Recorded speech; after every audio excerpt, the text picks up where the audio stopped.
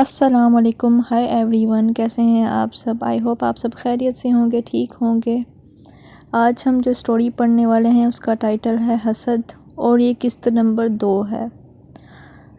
کمرے میں بھاری پردے کے باعث نیند تاریکی تھی۔ اس نے بہن کو پکار کے پانی مانگا، وہ کوئی تھا ایک دم غائب ہو گیا۔ فلک نے ایک چیخ ماری، چیخ کی آواز سن کر اس کی امی اور بھابیاں کمرے میں آ گئیں۔ جلدی سے لائٹ جلائی، فلک بستر پر بیٹھی پسینہ پسینہ ہو رہی تھی، جبکہ کمرے میں پنکھا بھی چل رہا تھا۔ اس کی چھوٹی بھابی جلدی سے بھاگ کر پانی لے آئیں، اس کو پانی پلایا، امی اس کو گلے لگائے تسلی دے رہی تھیں۔ کافی دیر بعد جب بولنے کی ہمت پائی تو اس نے بتایا کمرے میں کوئی موجود تھا، گھر والے اس کا خوف سمجھے۔ امی نے کہا تم کھانا کھاتے ہی سو گئی تھی، اس لیے کوئی ڈراؤنا خواب دیکھا ہوگا۔ بعض اوقات تھکن کے باعث ڈراؤنے خواب آ جاتے ہیں۔ اس کے ابو بھی اس کی آواز سے گھبرا گئے تھے، مگر وہ واکر کی مدد سے چلتے تھے۔ فلک نے اپنی بھابی کو اس لڑکے اور خواب کے بارے میں بھی بتایا۔ فلک کی دونوں بھابیوں سے بہت اچھی دوستی تھی۔ تھوڑی ہی دیر میں اس کی بڑی بہن بھی یونیورسٹی سے واپس آ گئی۔ بہن نے کہا میں تو تم کو ہمیشہ ہی کہتی ہوں کمرے میں اندھیرا کر کے نہ سویا کرو۔ لوگوں کی باتوں کی وجہ سے فلک نے اس واقعے کو محض اپنا وہم سمجھ کر بھلا لیا اور اپنا موبائل لے کر بیٹھ گئی۔ خواب کا اثر تھا یا وہم، فلک کے دل میں اندر ہی اندر ڈر چل رہا تھا۔ رات تک وہ مریم کو بھی ساری بات بتا چکی تھی۔ اس نے ڈانٹا۔ مریم نے کہا تم نے ایک بات کو سر پر سوار کر لیا ہے، اس لڑکے کے پیچھے پڑ گئی ہو، تب اب وہ خواب میں بھی نظر آیا اور تم اسی کو سوچ رہی ہو۔ فلک موبائل لیے بستر پر لیٹی تھی۔ آج راحیلہ کی کچن صاف کرنے کی باری تھی۔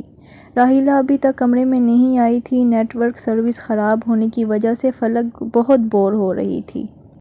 ایک دم سے راحیلہ بستر پر آ گری۔ فلک نے کہا آہستہ سے بستر پر چڑھا کرو، کسی دن بستر ہی نہ توڑ دینا۔ آج شام انٹرنیٹ بند ہو گیا، بھائی سے کہا بھی مگر وہ نیٹ کیبل والا آیا ہی نہیں۔ فلک نے کہا ابھی مجھے کتنی ساری ویڈیو دیکھنی تھی، میں بھی سوچ رہی ہوں اپنا کوئی یوٹیوب چینل بنا لوں۔ آج کل سب لوگ ہی بنا رہے ہیں اور خوب کمائی بھی کر رہے ہیں۔ فلک مستقل بولی جا رہی تھی۔ فلک نے راحیلہ سے کہا تم کچھ جواب کیوں نہیں دے رہی؟ فلک پلٹی تو دیکھ کر حیران رہ گئی کہ کمرے میں کوئی نہیں ہے۔ فلک واش روم کی طرف منہ کر کے لیٹی ہوئی تھی۔ ابھی وہ حیران پریشان ہی تھی کہ راحیلہ کمرے میں داخل ہوئی۔